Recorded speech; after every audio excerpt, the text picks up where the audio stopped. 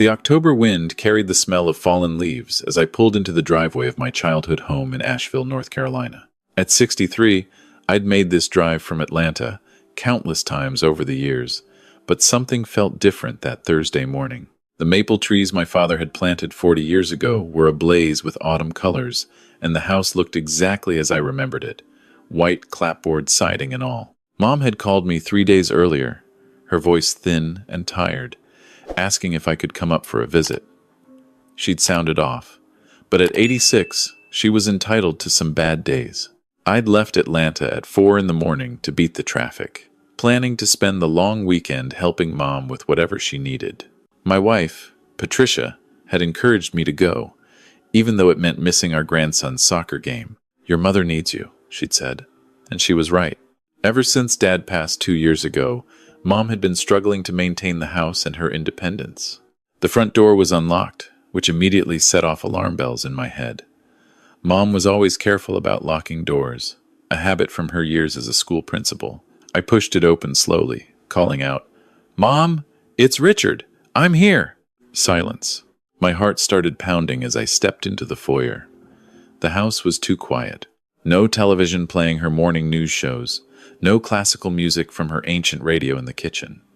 I moved quickly through the living room, my footsteps echoing on the hardwood floors. "Mom?" I called again, louder this time. That's when I heard it. A low moan coming from upstairs. I took the stairs 2 at a time, my knees protesting the sudden exertion, and found my mother's bedroom door ajar. She was lying on the floor beside her bed, still in her nightgown, her face pale and twisted in pain. "Mom!" I dropped to my knees beside her, my hands shaking as I checked her pulse. It was there, steady but weak. "Can you hear me? What happened?" Her eyes fluttered open, cloudy and unfocused. "Richard, when did you get here?" "Just now." "Stay still. I'm calling an ambulance." I pulled out my phone and dialed 911, giving them the address while keeping one hand on Mom's shoulder. She felt cold to the touch. The dispatcher assured me the ambulance was on its way, asking me questions I could barely focus on. How long had she been on the floor? I didn't know. Was she conscious? Barely. Any visible injuries? Her left hip looked wrong, twisted at an angle that made my stomach turn. "Your brother was supposed to check on me," Mom whispered, her voice so faint I had to lean in close to hear her. "He said he'd come yesterday." My brother, Daniel. The name sent a chill through me that had nothing to do with the October morning. Daniel was 5 years younger than me, never married, and had been living in Charlotte for the past decade working in real estate. Or at least, that's what he told everyone. Our relationship had been strained for years, ever since Dad's funeral, when he'd asked, in front of everyone, when we were going to settle Dad's affairs. "When did you last see Daniel?" I asked Mom, trying to keep my voice calm. "Tuesday. He brought some papers." Her eyes drifted closed again, said it was important. "For the house. Papers. For the house." Something cold settled in my chest, but I pushed it aside. Right now, the priority was getting Mom to the hospital. The ambulance arrived within 10 minutes, and I rode with Mom to Mission Hospital, holding her hand while the paramedics worked. She drifted in and out of consciousness, mumbling about the papers, about Daniel, about needing to sign something. The paramedic caught my eye and shook his head slightly. "Possible hip fracture, and she's showing signs of dehydration. How long do you think she was down?" "I don't know. I just got here." The guilt was already starting to set in. I should have come sooner. I should have insisted on visiting more often after Dad died. At the hospital, they rushed Mom into emergency surgery for a broken hip. The doctor, a young woman with kind eyes, explained that at Mom's age, this was serious. The surgery went well, but recovery would be long and difficult. She'd need around-the-clock care for weeks, possibly months. "Does she have someone who can stay with her?" the doctor asked. "Or we can discuss nursing home options." "She has me," I said firmly. "I'll take care of her." I called Patricia from the hospital waiting room, explaining the situation. She was supportive, as always, telling me to stay as long as I needed. I called my boss next, explaining I'd need to work remotely for a while. Then I sat in the uncomfortable plastic chair and waited, my mind churning over what Mom had said. Papers. For the house. Daniel bringing papers on Tuesday. Today was Thursday. Mom had been on that floor for potentially 2 days, and my brother, who was supposed to check on her, hadn't shown up. I pulled out my phone and called Daniel. It rang 4 times before going to voicemail. Daniel, it's Richard. Mom's in the hospital. Broken hip. Call me back immediately. I hung up and stared at the phone, waiting. Nothing. An hour later, I was sitting by Mom's bedside in recovery when my phone finally rang. Daniel's name flashed on the screen. About time, I said, not bothering to hide my anger. Where were you? Mom's been on the floor for 2 days. What?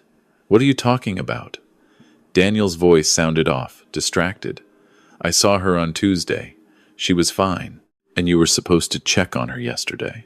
That's what she said. A pause. I got busy. I had a closing. Is she okay? She has a broken hip, Daniel. She's 86 years old, and she was lying on the floor of her bedroom for God knows how long. No, she's not okay. Well, I didn't know that would happen. Look, I'm glad you're there. Actually, this is good timing.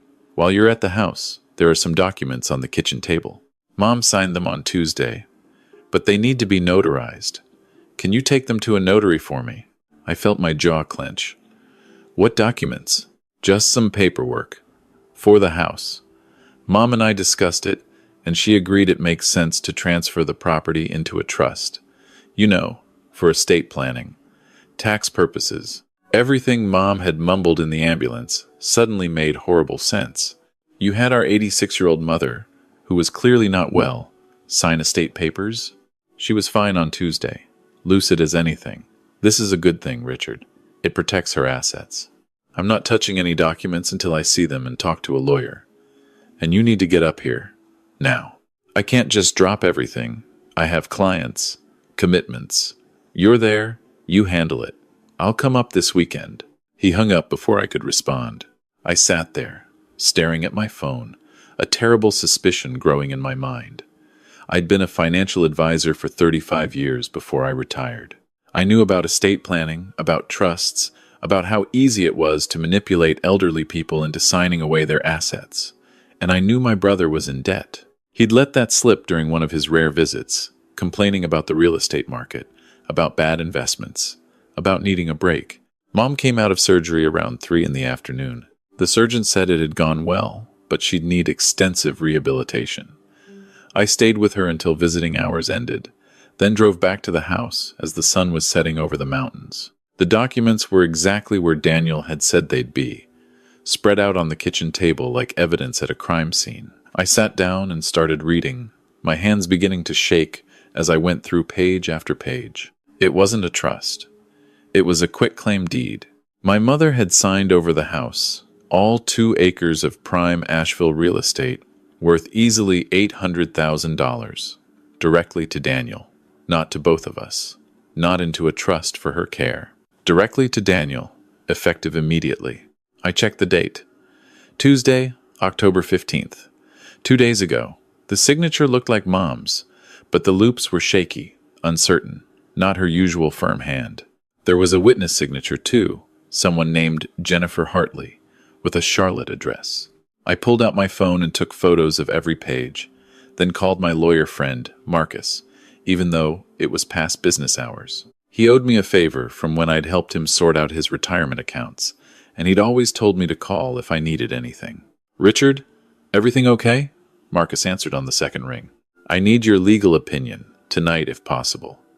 My brother convinced my mother to sign a quitclaim deed, and I think she wasn't competent when she did it.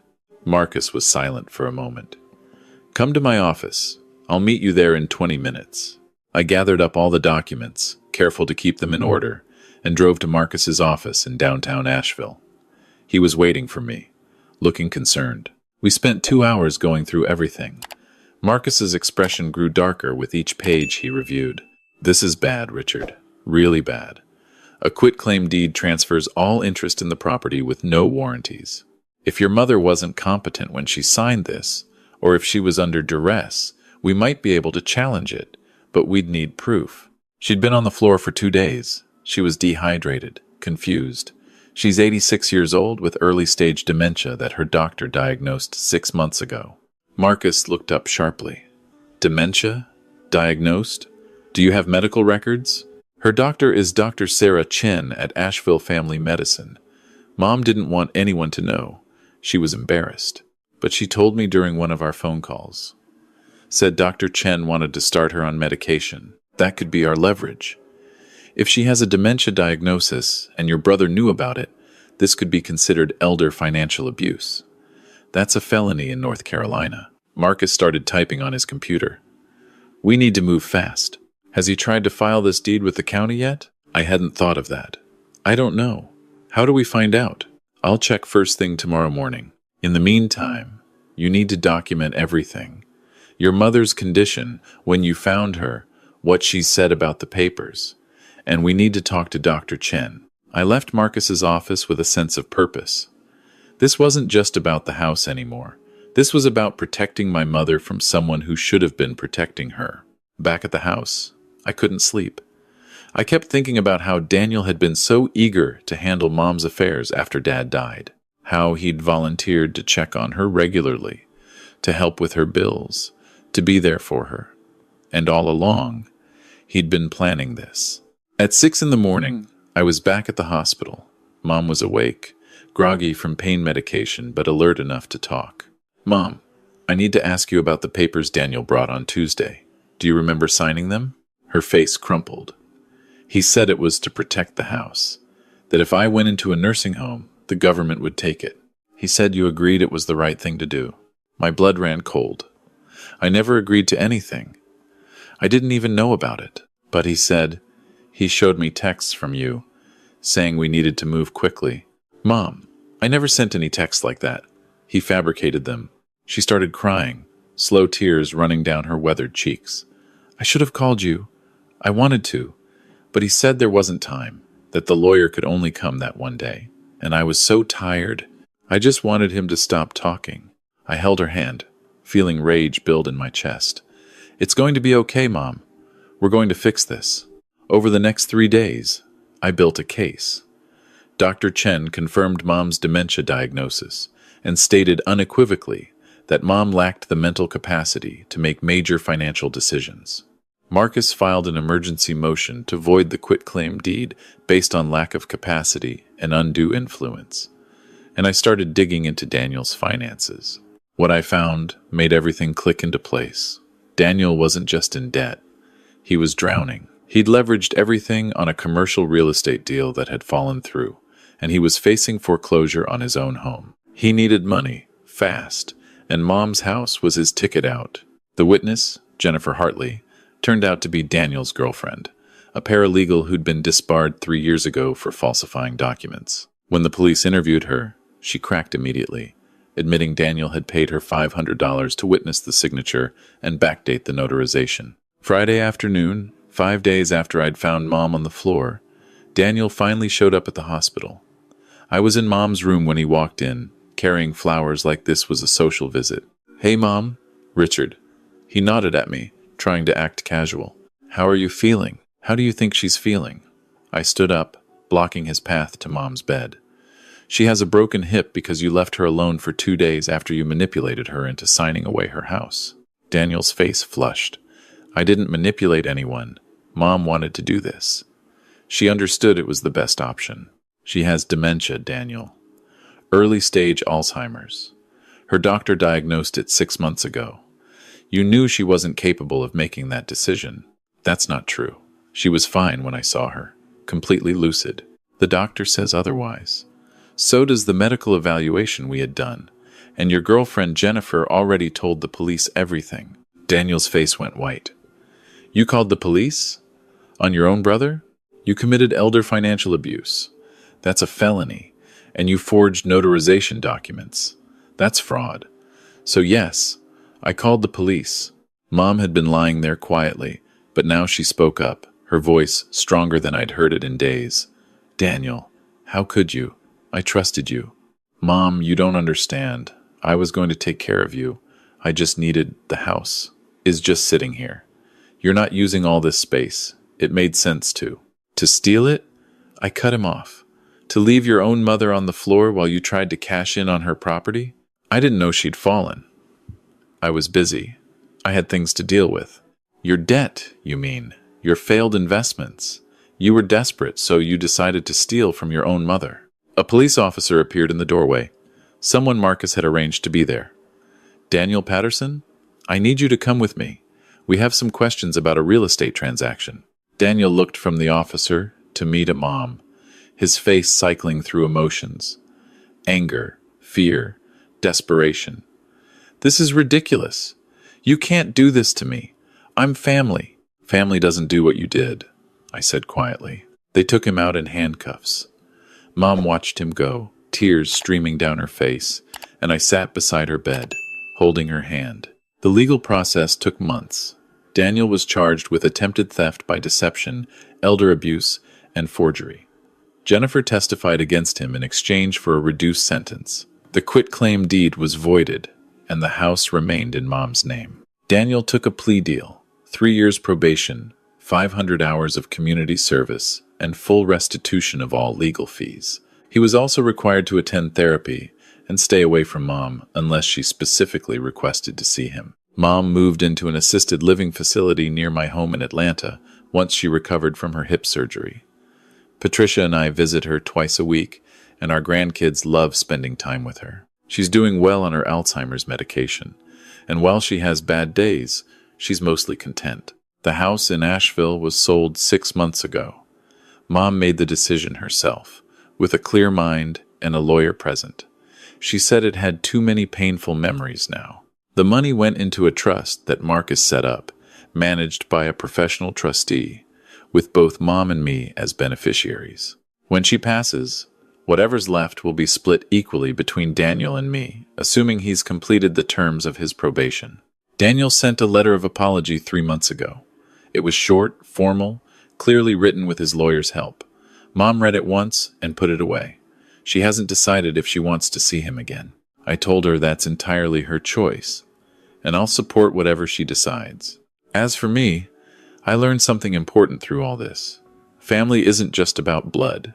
It's about showing up. It's about protecting the people who can't protect themselves.